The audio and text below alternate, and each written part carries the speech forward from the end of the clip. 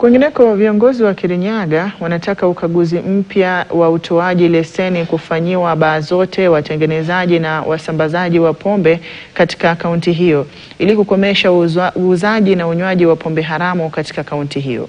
Hii ni baada ya watu watatu kulazwa katika hospitali ya Kerugoya Level 5 wakilalamikia kutoona baada ya kunywa pombe haramu katika wadi ya Kangai, kaunti ndogo ya Mwea Magharibi.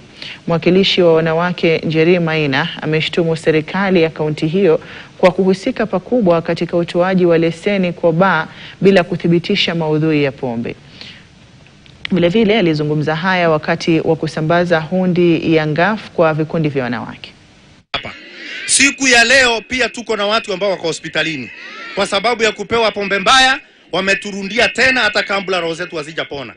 Nataka kumuuliza gavana, kwa sababu dogo anapeana leseni za wale ambao wanauza pombe, waweze kutathmini na kuhakikisha kwamba wanaopewa leseni wanauza pombe ambayo ni halali, ambayo haitadhuru watu wetu. Na serikali kuu pia ningetaka niwaambie hivi, uongozi mbaya hakuna wakati unafaidi wananchi. Tunajua tuna serikali kuu ambayo inafaa pia kuangalia maslahi ya wananchi. Mwanzo niseme ya kwamba ni makosa zaidi ya kwamba viongozi ambao wamechaguliwa wameshindwa kufanya kazi yao. Yaani serikali ya county ambayo imeongozwa na gavana Waiguru, leseni wanapea vilabu ambazo zinauza pombe haramu. Hapa Kirinyaga County tumezika watu wetu.